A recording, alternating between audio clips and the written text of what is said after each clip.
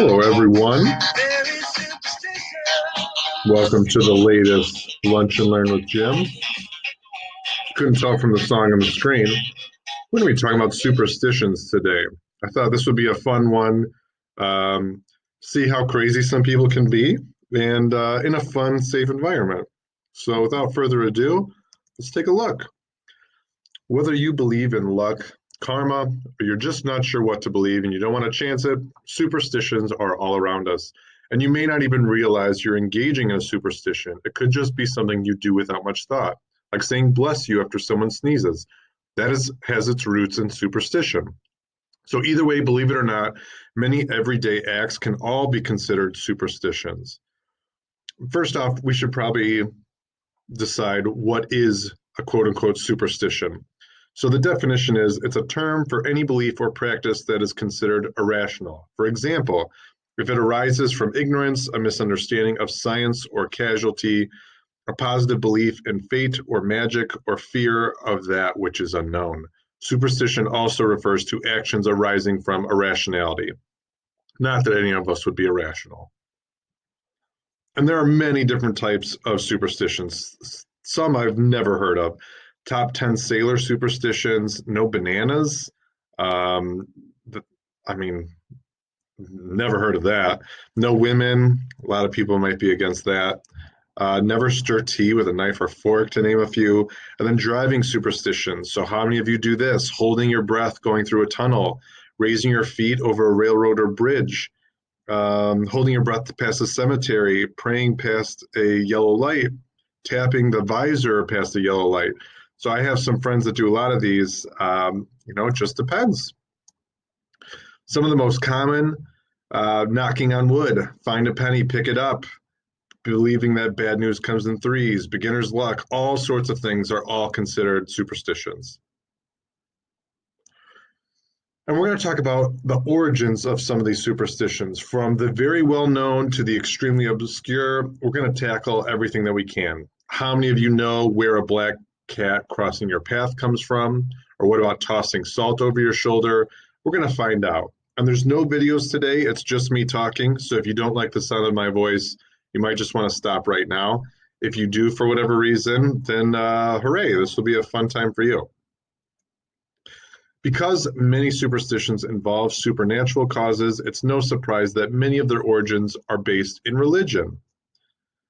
So numbers, we seem to either really love or really hate certain numbers. And there are countries even that have certain numbers that they cannot get past. Italy, number 17, for instance, because you can rearrange them to form the Latin for I lived. So some people think that that's unlucky and seen as a symbol of death. India, many natural disasters in India have happened on the 26th of the month. So many people don't like that date or even that number. The Japanese word for number 9 sounds similar to torture. Other countries obviously don't like 13. Our country is one of them. So there's a lot of unlucky numbers around the world. Let's start with 13, shall we? If you've ever been in an elevator, you might often see that there's no 13th floor. There's a reason for that. This comes from the Last Supper. Jesus dined with his 12 disciples right before being arrested and crucified. The idea transitioned into bad luck to be at a table with 13 people and eventually expanded into the number 13 itself. FDR refused to ever have 13 guests at a dinner party. I mean, that's just a lot of people anyway. But Napoleon Bonaparte and Herbert Hoover were also afraid of the number 13. Then we have lucky number 7. 7 is often believed to be lucky, most likely had something to do with the 7 gods of fortune from Japanese mythology or the 7 days of creation in Genesis, the first chapter in the Bible. Then we have, of course, 666. That's known as the sign of the beast, usually traced back to the biblical code for the Roman Emperor Nero due to the numerical value of his name in Hebrew. It's also referenced in the book of Revelation in the Bible. In more modern popular culture, 666 has become a symbol for the Antichrist or devil. It's also a common tattoo for the Aryan Brotherhood, a white supremacist, and neo-Nazi prison gang.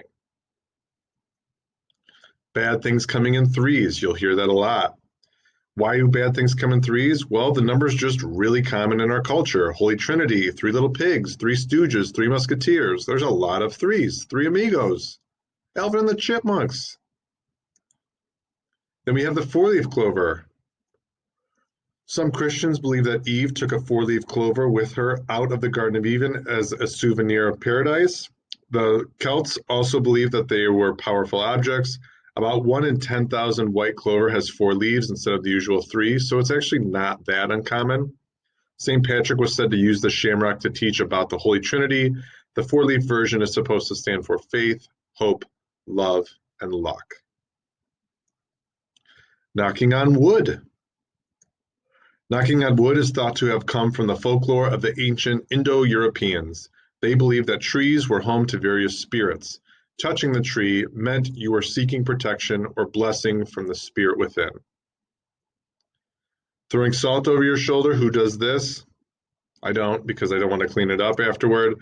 But throwing salt over your left shoulder after spilling it is an attempt to get salt in the devil's eye. It was bad luck to spill salt early on because it was used as a method of trade and currency, so you're wasting money. Also because of Judas Iscariot. So if you look really closely at Leonardo da Vinci's painting, The Last Supper, Judas can be seen spilling the salt cellar. Ugh. Salt was then associated with treachery and lies from that point on. Also, maybe just the word or name Judas, but I don't know why salt got the bad rap. Either way. Next, we have walking under a ladder.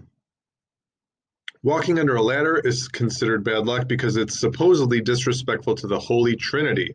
You're disrupting the 3 sides of the triangle that's formed from the ladder and the ground. Okay. Black cat crossing your path. During the Middle Ages, it was thought that witches had black cats and could even transform themselves into black cats. Long story short, they didn't, they couldn't. However, in times of covered wagons, cats darting across the path would spook the horses, and there was a bad omen for the trip. In Germany, if a black cat passes from right to left, it's bad, but left to right's good. In the UK, it's good no matter what. So I guess it just depends if you're a cat person or not. Some people just don't like cats. We have a black cat at home. He's very fat. Horseshoes. Horseshoes are good luck because everyone knows witches are afraid of horses. That's just common knowledge. Horseshoes have been used to ward them off since the 1800s. It's also used to catch luck, money, good energy if you hang a horseshoe over your door. If it falls in your head, I would consider that bad luck though. So make sure if you do hang it above your door that it's secured, please. Wishing upon a star. Fun fact, when you wish upon a star, it makes no difference who you are. Anything your heart desires will come to you. Shout out to Pinocchio. Also, on an unrelated note, in the 1st century, Greco-Roman astronomer Claudius Ptolemy saw a shooting star and theorized that they resulted from gods peering down on the earth. So I guess that's lucky too. But mostly I think it's from Pinocchio. Opening an umbrella inside. Back when people used umbrellas primarily to shield themselves from the sun, opening an umbrella inside was disrespectful to the sun god, of course. Holding your breath while passing a cemetery. There seems to be a connection between breathing and life. Most people who live are breathing. I have also found that connection. Ancient European, Egyptian, and American Indian religions all connected the soul with the idea of breath. Holding your breath near cemeteries or the dead keep those spirits out of your own body. You really don't want those spirits coming in. So yeah, maybe it's best to hold your breath. I don't know if you also have to plug your nose. I'll look into that if anyone's interested. Throwing a coin into a fountain. Who has done that before? Water is life. Back when it was difficult to find clean water, it was viewed as a gift from the gods. One example is from Northumberland, England, where Coventina's well was used to pray to the Celtic water goddess Coventina. 16,000 coins from different eras of the Roman Empire, should say, not Expire, have been found there. The Trevi Fountain in Rome is perhaps the most famous example of a wishing fountain.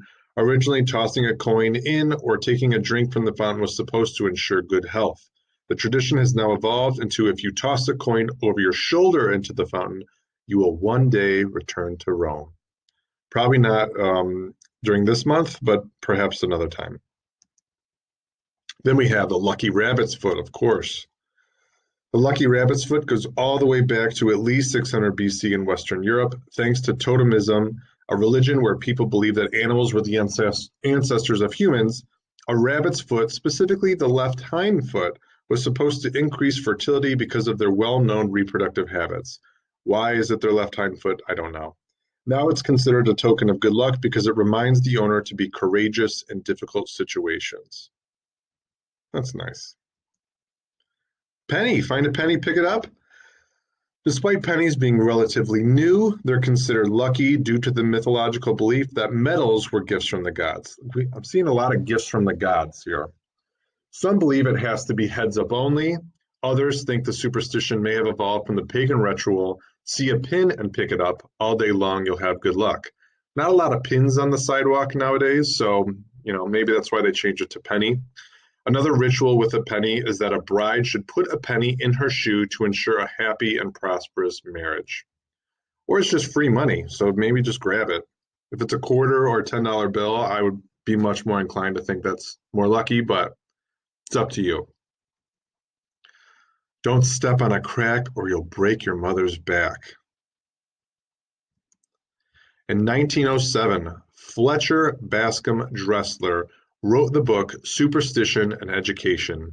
In it, he included great advice, such as avoiding cracks to save your mother's back, witches and spirits cannot follow you across running water, and if you imagine you have a disease, you are apt to get it. There are people capable of inflicting injury just by looking at you. That's what's called the evil eye. So lots of really solid, rooted in science declarations being made here in this book. Saying break a leg. That's supposed to give good luck to an actor. It originated in the US in the 1920s. It's an adaptation that has been used since at least the 1670s when people used the expression, give birth to a bastard. Don't know why that's not common anymore. It was supposed to give luck to everyone, not just actors. Now I guess only actors get good luck. Oh well. Wishing on dandelions. According to Celtic mythology, dandelions could cure diseases brought on by fairies. I don't know what diseases fairies can give you, but it's probably best just to be careful. Today, that has become us wishing on dandelions for anything, including ridding diseases we've acquired from fairies. Breaking the wishbone. The Etruscans, an ancient Italian civilization, believed chickens were oracles that could predict the future. They would write the alphabet in a circle on the ground with bits of food, place a chicken in the middle, and watch the order of the letters that were pecked at. Okay. The Romans, then the English carried on some of these customs and made it their own. Early Europeans believed that a goose's wishbone could predict the weather. I don't know how. This evolved into a chicken or turkey wishbone, and the holder of the larger piece would have good fortune or a wish granted. Breaking a mirror. Oh, terrible. The Romans popularized the idea that if you break a mirror, it meant 7 years of bad luck. Prior to the Romans, many cultures believed that mirrors could capture a person's soul.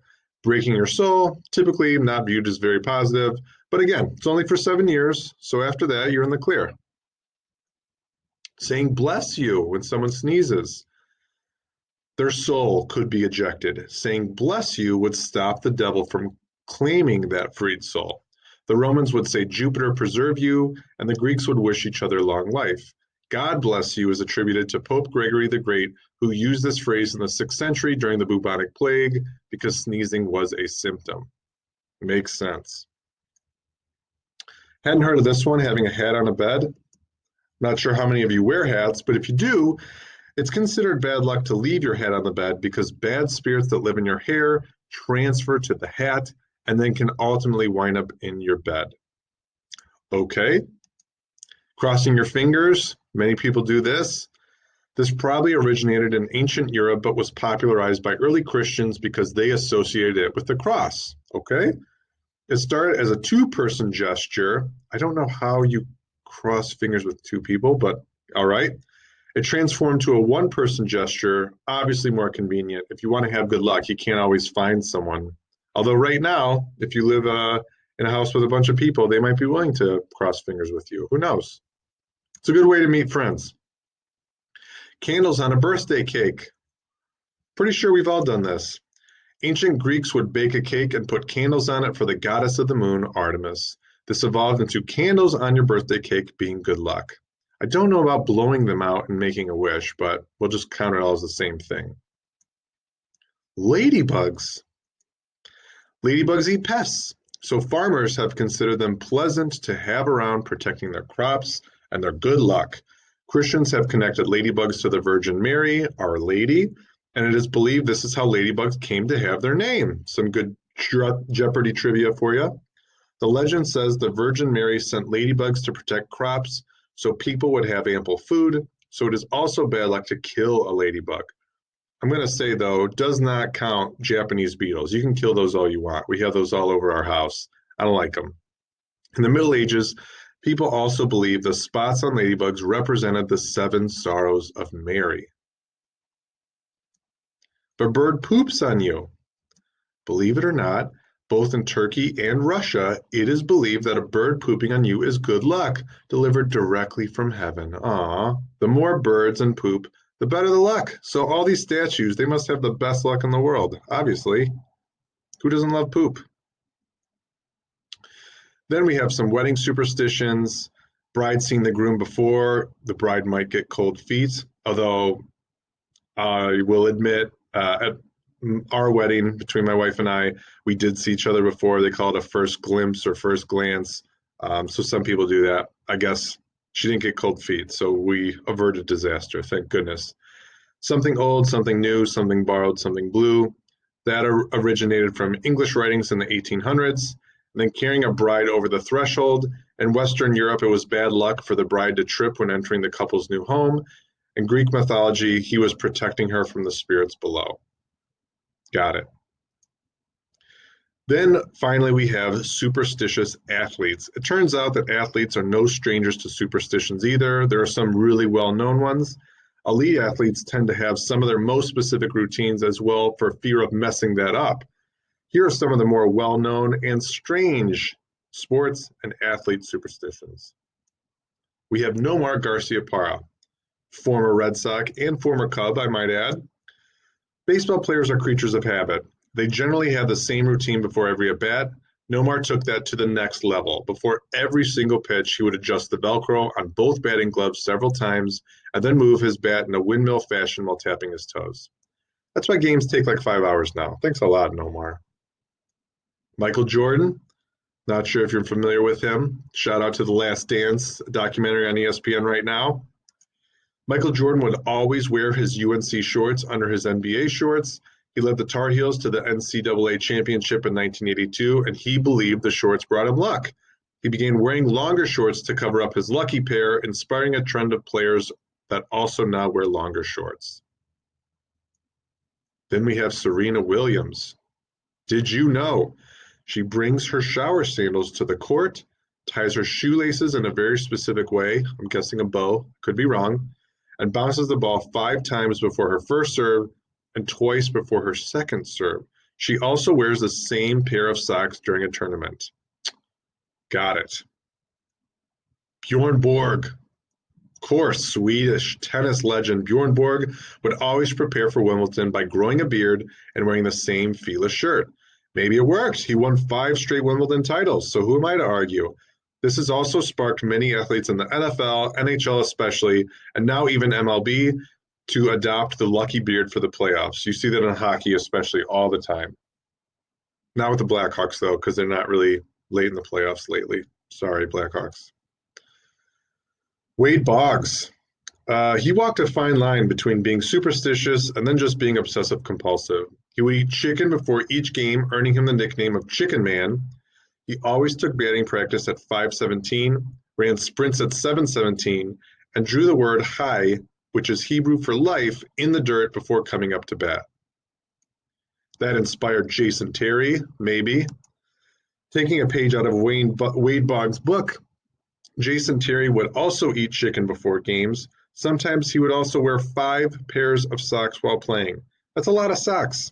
The night before every game, Terry would also go to bed wearing the shorts of the next day's opposing team. Okay. We have Jerry Tarkanian. While coaching in a game in a sweltering Southern California high school gym, Tarkanian got fed up with having to constantly go to the water fountain, so he wet a towel, chewed on it to keep his mouth from going dry. Do they not have cups? I really don't understand this. Ever since that moment, he chewed a towel out of superstition. Okay. Of course, we have the curse of the Bambino. Babe Ruth led the Red Sox to 3 World Series titles. Then he was sold to the New York Yankees after the 1919 season, and the Red Sox went into a winning drought until 2004 when the curse was lifted. Thank goodness. We have another team, again, you might have heard of them. The curse of the Billy Goat. Billy Cianis, owner of the Billy Goat Tavern, was asked to leave Wrigley Field during Game 4 of the 1945 World Series because fans were bothered by the odor of his pet goat, Murphy, or he was never allowed entry into the building, depending on what story you listen to. Either way, he allegedly yelled, "Them Cubs, they ain't gonna win no more," and it was true until 2016. The no-hitter jinx. Baseball has a lot of superstitions. One of the most popular being during a no-hitter. Players, fans, and even broadcasters generally don't mention out loud the possibility of what is happening. You might just hear subtle remarks, or they show the box score or something, but they oftentimes will not say anything about a no-hitter going on. And the pitcher is often ignored, left alone on the bench. Poor guy. Then I had never heard these either. NASCAR has several superstitions. There's no green cars because they're considered bad luck. No driver carries $50 bills. 2 $50 bills were found in the car of a driver who had died in a wreck. I don't carry $50 bills because I have no money, but I guess that's a different issue. And then there are no peanut shells permitted on the track because peanut shells were found in the car of a driver who had died in a wreck. So what does it mean? Do you consider yourself superstitious? Seems like the older you get, the less superstitious you are. But whether you admit it or not, you probably do participate in acts on a daily basis that are superstitious. It could just be going through the same routine or saying bless you or, something little like that. It has become part of our culture. It doesn't mean you're weird. Maybe for other reasons you are, but not for these superstitious acts. So hopefully you learned something today, something odd or something to take away. Feel free to start your own superstitions. Let me know in the comments if you have any that you partake in or don't. It doesn't matter. It's all up to you. Hope you guys are staying safe and doing well, and I will see you next week.